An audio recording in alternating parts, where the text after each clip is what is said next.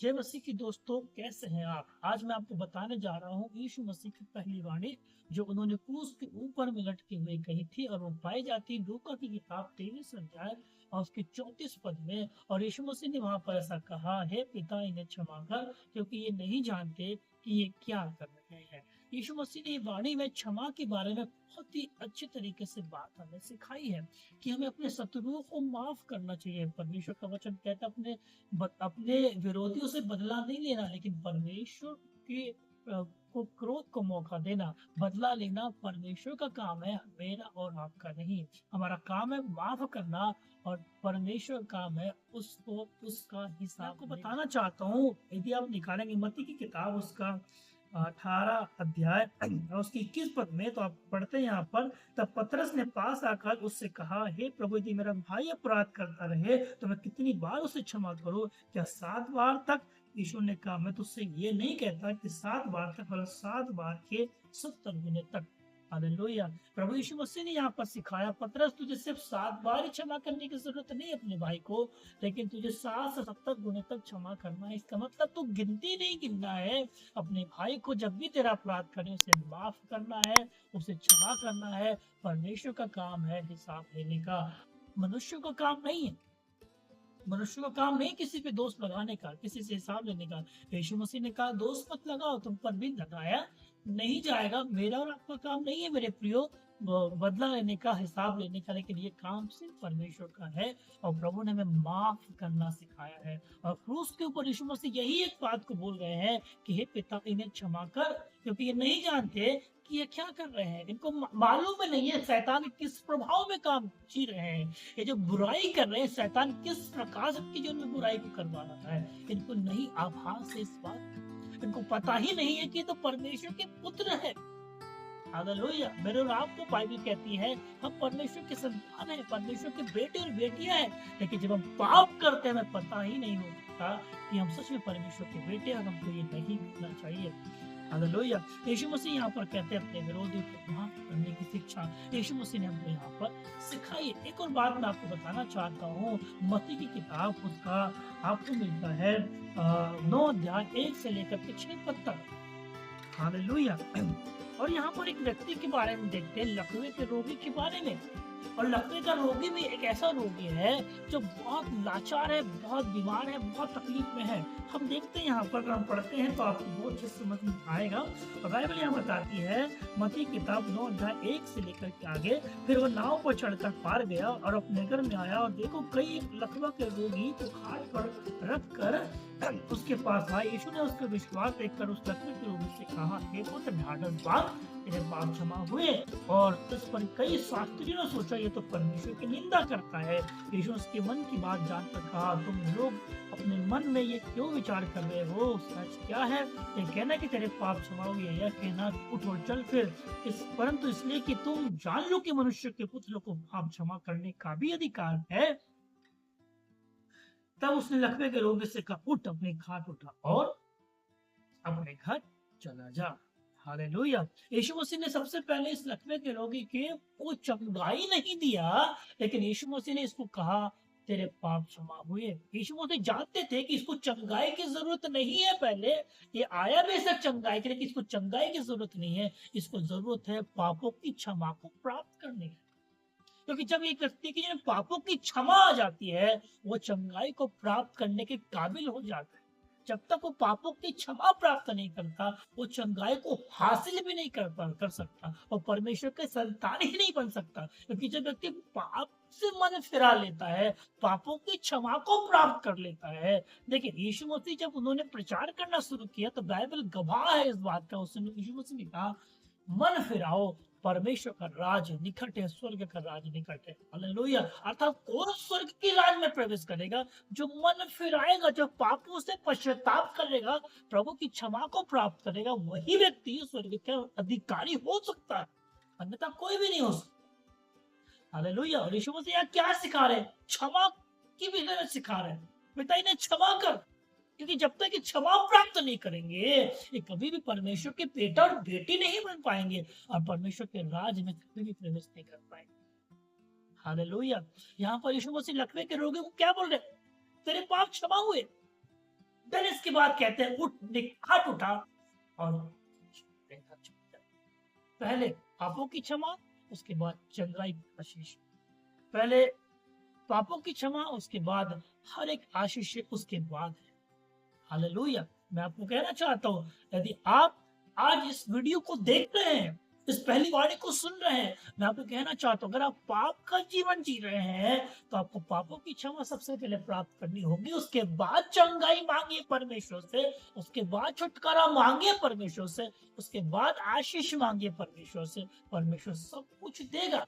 लेकिन अगर आप पाप में जीवन जीते हुए प्रभु से चंगाई मांग रहे हैं, नौकरी मांग रहे हैं, घर मांग रहे हैं, कुछ भी मांग रहे हैं, प्रभु कुछ भी नहीं दे सकता आपको।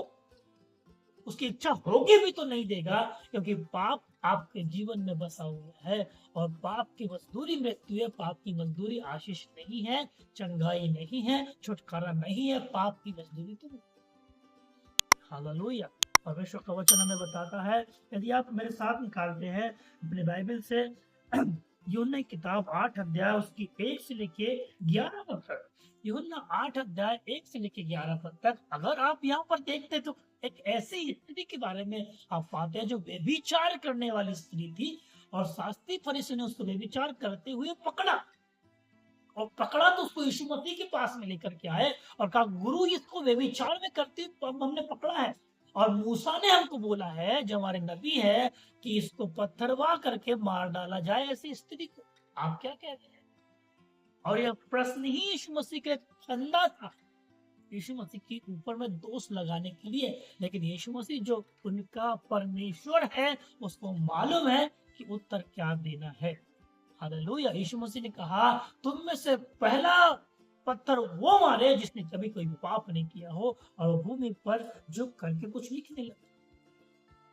और लिखते लिखते लिखते लिखते लोग वहां पर खड़े थे और वो सोच रहे, अरे मैं अगर पत्थर मारूंगा तो मैं तो पापी हूँ, मैं पत्थर मारूंगा तो मैंने फलाना पाप किया, मैंने ढिकाना पाप किया, मैंने झूठ बोला, मैंने व्यभिचार किया, मैंने हत्या किया, मैंने ये कि जमाने भर का पाप लोग सोचने लगे कि मैं तो पापी हूँ। और उन्हें पहली बार ये समझ में आया होगा कि वे पापी। अभी तक वे सोचते ही नहीं थे कि हम पापी, क्योंकि जो दूसरों पर दोष लगाता है उसको समझ नहीं आता, उसको ये आभास ही नहीं होता कि वो खुद दोष है। इसलिए प्रभु ने कहा, दोष मत लगाओ, तुम पर भी लगाया नहीं जाए, तुम लगाओगे तुम पर लगाया जाए। और वो पहली बार ये समझे कि वो भी पापी है। अभी तो सोचते थे हम तो बड़े ज्ञानी हैं, हम तो सदुकी, हम तो फरीसी, हम तो मूसा के चेले, हम तो ये जमाने हम का हम बहुत सारे हैं, बहुत ज्ञानी है, पवित्र है, बड़ा चौका पहनते, प्रार्थना करते, ये करते, तो बड़े धर्मी है। हालेलुया। यीशु मसीह ने कहा, मनुष्य को दिखाने के लिए धर्म के काम मत करो, स्वर्गीय पिता से कुछ भी प्राप्त नहीं कर पा। मैं आपको कहना चाहता हूँ, परमेश्वर आज्ञाकारी लोगों से प्रसन्न होता है, व्यवस्था परमेश्वर के नियम को मानने वाले से परमेश्वर प्रसन्न होता है, दिखावटी जीवन वालों से नहीं। हालेलुया। बाइबल में लिखा है, हे प्रभु कहने वाले परमेश्वर के राज में प्रवेश कभी भी नहीं कर सकते। हालेलुया। और यीशु मसीह वहां पर भूमि पे लिखने लगे, और एक एक करके सारे धर्मी लोग जो अपने आप को धर्मी कहते थे नहीं, धर्मी कहते थे, वे सब चले गए, सब भाग गए। और यीशु मसीह उठे और देखे कोई नहीं है। यीशु मसीह ने कहा स्त्री से, तुझे किसी ने दंड नहीं दिया, दोष नहीं लगाया? तो स्त्री ने कहा, नहीं प्रभु, किसी ने नहीं। प्रभु ने कहा, मैं भी तुझे दंड नहीं देता, तुझे दोष नहीं लगाता, जा फिर पाप मत करना। समस्या क्या है? समस्या पाप है, समस्या पाप में है। आपकी मुसीबत की जड़ क्या है? पाप है। बीमारी की जड़ क्या है? पाप है। मौत की जड़ क्या है? पाप है। पाप खत्म, प्रॉब्लम खत्म, स्ट्रगल खत्म, पाप खत्म। यीशु मसीह यहाँ पर पाप खत्म करने का एक रास्ता बनाया है। जिन्होंने यीशु मसीह क्रूस पे चढ़ाया, यीशु मसीह कर इनके पापों को माफ कर दे। यीशु मसीह एक रास्ता बना रहे उनके लिए, ताकि वो पश्चाताप करे और यीशु मसीह को ग्रहण करे आने वाले सब। हालेलुया। मैं आपको कहना चाहता हूँ, यीशु मसीह किसी को दंड देने नहीं आया, यीशु मसीह माफ कर। यीशु मसीह किसी को दोष लगाने नहीं आया, यीशु मसीह प्यार करने आया। बड़े आसानी से लोगों को दोष लगा देते, वह फलाना व्यक्ति ऐसा, दिखाना ऐसा, ठिकाना ऐसा। नहीं नहीं, ये मेरा और आपका काम नहीं है। मेरा और आपका काम लोगों को माफ करना। यीशु मसीह ने क्या बोला? देखिए, बाइबल बताती है, मत्ती की किताब 6 अध्याय और उसकी हम देखते हैं 12 पद में, 6 अध्याय मत्ती की किताब 6 अध्याय उसकी 12 पद में लिखा, जिस प्रकार हमने अपने अपराधियों को क्षमा किया है वैसे ही तू भी हमारे अपराधों को क्षमा कर। हालेलुया। बाइबल क्या कहती है? और फिर आप आगे पढ़ते हैं 15 पद में, यदि तुम मनुष्यों के अपराध क्षमा न करोगे तो तुम्हारा स्वर्गीय पिता भी तुम्हारे अपराध क्षमा नहीं करेगा। अर्थात पहले बोल रहा प्रभु, जैसे हमने अपने अपराधों को क्षमा किया है तुम भी हमारे अपराधों को क्षमा कर। अर्थात जिस भाव में हो करके आप अपने दोषियों को माफ करते हैं, परमेश्वर उसी भाव में आपको माफ करेगा। और फिर लिखा हुआ है, यदि तुम मनुष्यों के अपराध क्षमा नहीं करोगे तो तुम्हारे अपराध भी क्षमा नहीं होंगे। अब आप सोचिए, अगर आपने अपने मन में किसी के लिए बैर, कपट, ईर्ष्या, जलन, डाह, कड़वाहट पैदा करके रखे हुए हो, दिमाग में भर के रखे हुए हो, और आप प्रभु मेरे को चंगाई दे, प्रभु मेरे को नौकरी दे, प्रभु मेरे को घर दे, ये सब मांग रहे हो, तो क्या मिलेगा? क्या कभी भी नहीं मिल सकता, क्योंकि आपने अपने अपराधियों को माफ नहीं किया है, यानी आपके भी अपराध माफ नहीं हुए हैं, तो प्रभु आपको आगे की आशीष कहां से देगा? कभी भी नहीं दे सकता। इसलिए जरूरत है अपने अपराधियों को माफ करें, अपने पापों की क्षमा को प्राप्त करें, और फिर परमेश्वर से प्रार्थना करें, आपको सब कुछ मिलेगा और आप जीवन में बरकत को, अनंत जीवन को, आशीष को प्राप्त जाएंगे, और शैतान कभी भी ये छीन नहीं सकता। हालेलुया। मेरे प्रिय परमेश्वर आपको इस वचनों के द्वारा आशीष दे। अगर आपने इस वचनों के द्वारा आशीष पाए, हमारी वीडियो को जरूर लाइक करें, और अगर आप पहली बार हमारे चैनल पर है, इस चैनल को सब्सक्राइब जरूर कर ले, बेल आइकन को दबाकर ऑल पर सिलेक्ट करें, ताकि हमारा वीडियो का नोटिफिकेशन जब भी हम अपनी अगली वीडियो डालें आप तक सबसे पहले पहुंचे, और आप आत्मिक सामर्थ्य वचन सुन के अपने जीवन में आत्मिकता की ओर बढ़ते चले जाए। God bless you. अपने लोगों के साथ शेयर भी करें ताकि वे भी आशीष को प्राप्त कर सके। यीशु मसीह के नाम से आमीन।